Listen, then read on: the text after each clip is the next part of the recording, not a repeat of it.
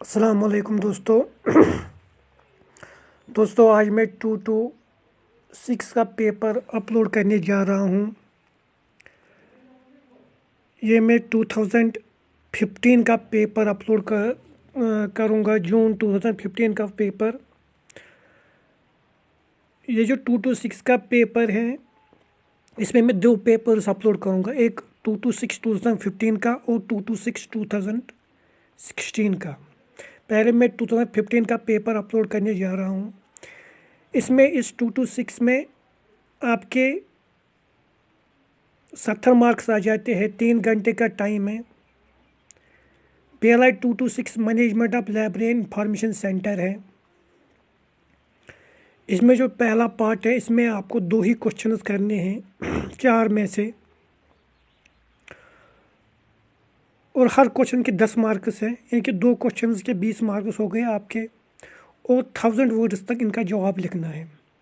जो पहला क्वेश्चन आया था वो था पार्ट 1 में, जो पहला क्वेश्चन आया था वो था describe the need and method of stock verification in libraries, explain it's advantage and disadvantages. ये पहला पेपर था।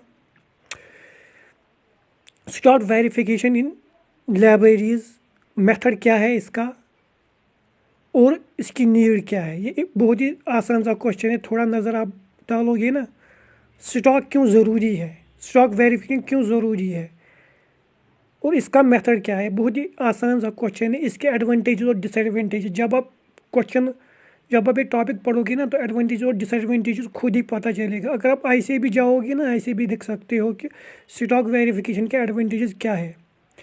दूसरा क्वेश्चन आया था discuss the preliminary condition to keep in mind while planning a library. Discuss the preliminary consideration to be kept while planning a library building. कौन सी considerations आपको दिमाग में रखनी है जब आप कोई भी लाइब्रेरी बिल्डिंग को प्लान करोगे, यानी कि इसको बिल्ड करना है, इसको बनाना है लाइब्रेरी बिल्डिंग को। इसके लिए क्या प्लानिंग आप करोगे, इसके लिए क्या कंसिडरेशंस आप लोगे। तो ये दूसरा क्वेश्चन आया था। तीसरा क्वेश्चन आया था define TQM, discuss how it will be implemented in libraries and information centres. TQM क्या है और हम इस TQM को कैसे लाइब्रेरी और इंफॉर्मेशन सेंटर में इम्प्लीमेंट कर सकते हैं। बहुत ही इंपॉर्टेंट क्वेश्चन है, बहुत ही इंपॉर्टेंट क्वेश्चन है। इसमें तकरीबन एक क्वेश्चन आता ही है।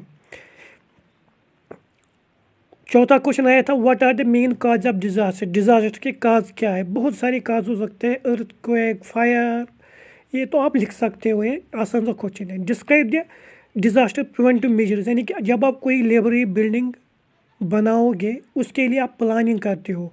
उस प्लानिंग में आपको ये डिज़ास्टर प्रिवेंटिव मेजर्स लेने होंगे प्लानिंग से पहले। तब आप लाइब्रेरी बिल्डिंग प्लान करते हो जब आप डिज़ास्टर प्रिवेंटिव मेजर्स को कंसिडर करोगे पहले। तो ये चौथा क्वेश्चन आया था, आसान सा क्वेश्चन है। तो इसमें से आपको 2 ही क्वेश्चन करने से 4 में से, ठीक।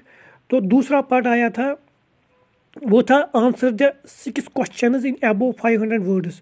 अब ये जो 8 क्वेश्चंस दिए गए होंगे दूसरे पार्ट में, इसमें से आपको 6 क्वेश्चंस करने हैं और हर क्वेश्चन के 5 मार्क्स है। 500 वर्ड्स में जवाब लिखना है। पहला क्वेश्चन आया था describe the merits and demerits of participative management in library. इसके मेरिट्स और डिमेरिट्स बताने हैं। बहुत ही आसान सा क्वेश्चन है। Describe the process involve in withdrawal and reading of library books. ये दूसरा क्वेश्चन आया था। तीसरा क्वेश्चन आया था explain the term human resource development. ये आता है ये क्वेश्चन, अगर 5 मार्क्स का नहीं आ जाएगा तो 10 मार्क्स आ जाएगा। Explain the term human resource development, describe how it will be implemented in library. Human resource development है क्या और हम इसको कैसे लाइब्रेरी में इम्प्लीमेंट कर सकते हैं। चौथा क्वेश्चन आएगा what do you understand by moderate scientific management. Moderate scientific management है क्या। पांचवा क्वेश्चन आया था explain the ZBB in different from PBS, यानी कि डिफ्रेंशिएट करना है ZBB और PBS को, इनको डिफ्रेंशिएट करना है। बहुत ही जब आप डिफ्रेंशिएट करोगे दोनों को, दोनों टॉपिक्स प्रिपेयर होगे, तो आप अगर ये अलग टॉपिक भी आ जाएगा, 5 क्वेश्चन, 5 मार्क्स का या 10 मार्क्स का आप लिख सकते हो। जब आप डिफ्रेंशिएट करो कि दोनों क्वेश्चन आपके प्रिपेयर हो जाएंगे। छठा क्वेश्चन आया था, discuss the relevance of Bernard's principle in library. बहुत ही इंपॉर्टेंट क्वेश्चन है, तकरीबन ये आता है। Discuss the relevance of Bernard's principle in library management. सातवां क्वेश्चन आया था, state the reason and importance of keeping financial records in library. Financial records क्यों रखने हैं लाइब्रेरी में, उसकी इम्पोर्टेंस क्या है, उसका रीज़न क्या है, ये तो आपको पता ही होगा क्यों है। लाइब्रेरी को चलाने के लिए बहुत इंपॉर्टेंट है। What is the main objective of circulation system the library. Main objective क्या है सर्कुलेशन सिस्टम इन लाइब्रेरी। एक और क्वेश्चन आया था, आठवां क्वेश्चन है, what are the main objective of circulation system in library.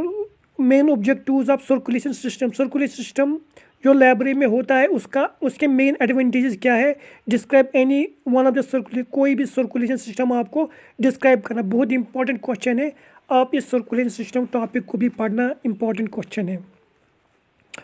फिर तीसरा पार्ट जो आया था, तो दूसरे पार्ट में आपको 8 में से 6 ही क्वेश्चन करने हैं। जो तीसरा पार्ट आया था उसमें आपके 10 के 10 क्वेश्चन आए थे और 10 के 10 करने हैं, और हर क्वेश्चन के 2 मार्क्स है और 200 वर्ड्स में इसका जवाब लिखना है। पहला क्वेश्चन आया था, बुक सिलेक्शन टूल, इस पर शॉर्ट नोट लिखना है। बहुत ही आसान सा क्वेश्चन है, 2 मार्क्स का। क्लासिकल मैनेजमेंट सिस्टम, ये तो आ जाता है, मैनेजमेंट सिस्टम तो आ ही जाता है किसी भी एग्ज़ाम में, तो इस पर ध्यान देना। पर्ट, ये भी इंपॉर्टेंट क्वेश्चन है, ये 10 मार्क्स का भी आ सकता है और 5 मार्क्स का भी आ सकता है। इसमें 2 मार्क्स हैं, इसमें शॉर्ट नोट लिखना है आपको।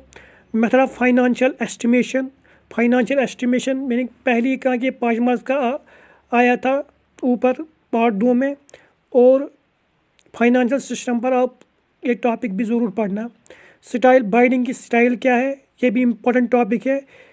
Classified index card. सातवां क्वेश्चन आया था, मैन मेड डिज़ास्टर पे मैंने पहले ही बताया, इंपॉर्टेंट टॉपिक है। 8वां आया था सेल्फ रेक्टिफिकेशन, बहुत ही इंपॉर्टेंट टॉपिक है, 10 मार्क्स का क्वेश्चन भी आ सकता है और 5 मार्क्स का भी क्वेश्चन आ सकता है। 9वां क्वेश्चन आया था, approach to deal with resistance to change. ठीक, approach to deal with resistance to change, ये 9वां क्वेश्चन आया था। और 10वां क्वेश्चन आया था, प्रिंसिपल्स ऑफ TQM। तो बहुत ही TQM मैंने पहले ही बताया आपको, बहुत ही इंपॉर्टेंट टॉपिक है। अब इसका जो हिंदी वालों के लिए, जो हिंदी स्टूडेंट्स प्रिपेयर करते हैं, उनके लिए पेपर इस तरीके का है। जो पहला पार्ट है, इसमें से 4 क्वेश्चन में से आपको 2 क्वेश्चन करने हैं और हर क्वेश्चन के 10 मार्क्स हैं, और तकरीबन 100 वर्ड्स में इसका जवाब लिखना होगा, 1000 वर्ड्स में इसका जवाब लिखना होगा। टाइम मैनेज करना ज़रूरी है, तो आप देख सकते हो ये पहला पार्ट आया था। ठीक, ये दूसरा पार्ट आया था। इसमें से आपको मैंने पहले ही बताया, दूसरे पार्ट में आपको 8 में से 6 क्वेश्चन करने हैं और हर क्वेश्चन के 5 मार्क्स हैं, तो इस लिहाज से इस पार्ट में 30 मार्क्स बन जाते हैं। 500 वर्ड्स में इसका जवाब लिखना है, तो ये भी आप ध्यान से देखिए इन 8 क्वेश्चन को, और इनमें से आपको 5 ही 6 ही करने हैं। फिर जो 10वां पोर्शन होगा, तीसरा पोर्शन होगा, उसमें से आपको 10 में से 10 ही क्वेश्चन करने हैं, सारे ये क्वेश्चन करने हैं, और हर क्वेश्चन के 2 मार्क्स हैं, तो इस लिहाज से इस पार्ट में 20 मार्क्स बन जाते हैं। और शॉर्ट नोट हर क्वेश्चन पे लिखना है, डिस्क्राइब करना है ये शॉर्ट नोट की, क्योंकि टाइम मैनेजमेंट बहुत ही इम्पॉर्टेंट है। आप पहले पोर्शन में टाइम ज़्यादा ना खर्च करना, टाइम को अच्छी तरह मैनेज करना, हर पार्ट का अच्छा वक्त देना, अच्छी तरह वक्त देना, आप कर सकते हो पेपर को अच्छी तरीके से। ठीक, एक और चीज़ मैं आपको बताऊंगा कि इम्पॉर्टेंट इफेक्टिव रीडिंग क्या होती है। जैसे कि आपको पता है कि कुछ लोग बहुत ही अच्छी मेहनत करते हैं, जब फॉर्म भरा होगा वहीं से पढ़ना स्टार्ट करते हैं, लेकिन कुछ लोग एग्ज़ाम के दिनों में पढ़ना स्टार्ट करते हैं। जो पहले से पढ़ना स्टार्ट करते हैं उनके लिए तो प्रॉब्लम नहीं होती है, उनको तो प्रिपेयर तकरीबन होता ही होगा। लेकिन जो लेट पढ़ते हैं उनके लिए मैं एक चीज़ बताना चाहता हूँ कि अगर आपको लगता है कि मैं इस एग्ज़ाम को प्रिपेयर नहीं कर सकता इन 2-3 दिनों में, तो मैं आपके लिए ये बताना चाहता हूँ कि आप कुछ टॉपिक्स को स्किप भी कर सकते हो। इम्पॉर्टेंट टॉपिक्स को चूज़ करो और उन्हीं पर ध्यान दो, जैसे मैंने इस क्वेश्चन पेपर में आपको बताया। तो उस लिहाज से आप पेपर को अच्छी तरीके से कर सकते हो और इफेक्टिव स्टडी करनी चाहिए। अब मुझे उम्मीद है कि आपको ये वीडियो पसंद आया होगा और आप मेरे चैनल को ज़रूर सब्सक्राइब करोगे, और आगे मैं और वीडियो में अपलोड करूँगा और पेपर्स का, इसका मैं 2016 का पेपर भी अपलोड करूँगा। तब तक के लिए अस्सलाम, शुक्रिया।